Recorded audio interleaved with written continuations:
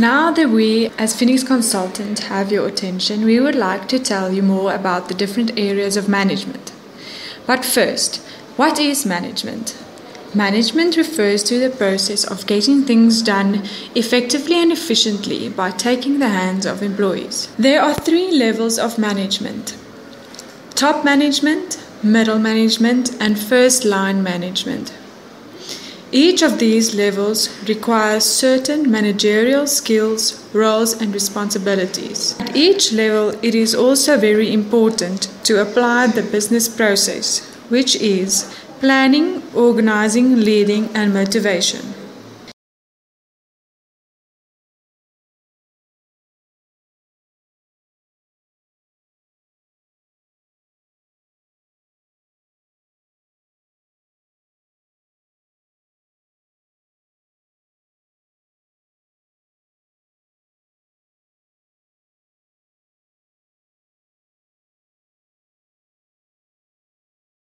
Well, since we all know that students don't like to read, we decided to explain the different areas of management at the hand of a student residence environment.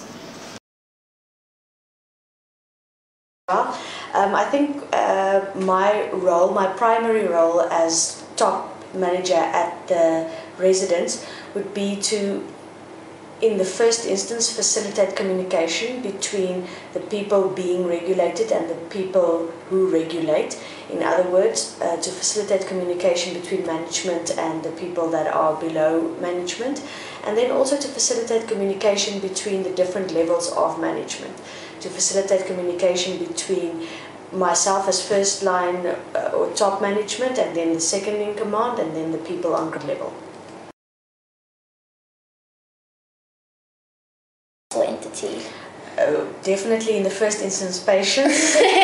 In the second instance you must have empathy with the people that you are working with, the people that you are managing, because you are working very closely with people and with personalities. It's not necessarily only figures that you need to manage, and therefore you can stick with strict guidelines and just apply the guidelines as they are written. You have to take into consideration the people that you are applying the rules to.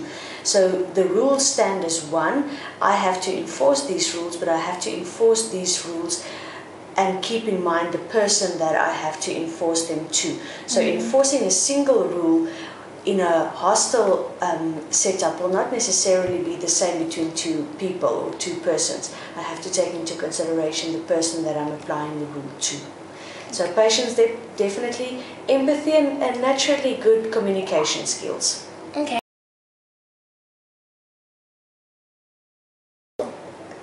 It relates to my previous answer as well. Personalities, different personalities that you need to take into consideration. What works for one person does not necessarily work for the next one. Yes, the best part is working with the people, definitely. The second part, and that's also very nice, is to receive feedback, positive feedback from outside of the residence as well as inside the residence. People telling you that I really appreciate the way in which you dealt with this situation, for instance. Okay.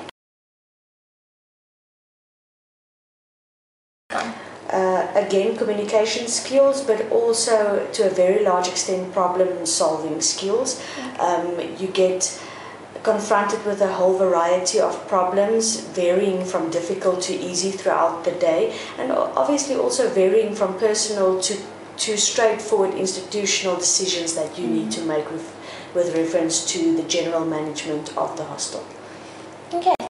Dus die belangrijkste rol wat ek voel wat die program vervul hier is, maar jy het 'n samebindende rol wat jy doen. Jy bind die HK as eenheid saam en dan ook jou koshuis as geheel saam, en dan jy daai 2 partye bymekaar kan bring. Jy is ook verteenwoordiger van jou seniors.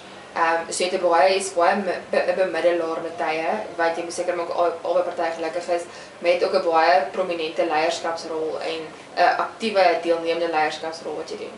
Met 'n persoonlikhede, probleme, verwysingsraamwerking, so die grootste challenge is maar om verstaan, okay, om nog steeds jou dinamiese leierskap te behou ten midde van almal wat jou probeer aftrek of almal wat want 'n mens alle ander mense in die koshuis probeer jou as leier wat beïnvloed om by hulle in te val. So dit is soms moeilik om heeltyd vir mense nee te kan sê want jy is oortuig van jouself en wat jy nou moet is die regte ding.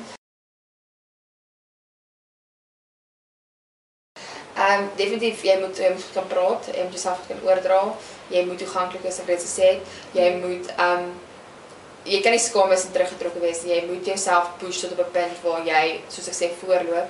So jy moet regtig self goed kan oordra, jy moet akkommoderend wees. Byvoorbeeld, jy kan nie mense uitsluit omdat jy byvoorbeeld 'n taal voorkeur of whatever se voorkeur het nie. Jy moet eerstens weet presies wat jy as mens glo, jou oortuiging, wat jy as jou eie raamwerk sien. Dit is onregverdig van jou as een persoon te verwag hulle almal moet jou sien en aanvaar. Maar jy kan hulle kry om in te koop by die idee dat hulle al voel dat dit deelnemende of hulle deelnemend tot die besluit het geneem word.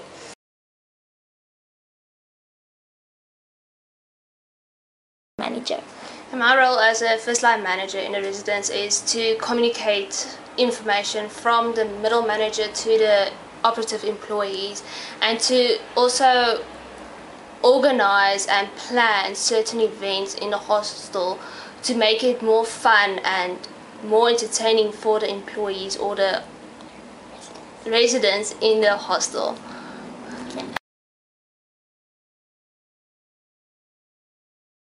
You definitely have to have communication skills so you can communicate effectively the information to the different parties, and you have to have human skills. You must be able to have that personal effect with one of the residents and be able to understand what background they are coming from. Okay. It's definitely when you are working with these residents, you have to not be too personal with them. You still have to have a professional onslaught to them.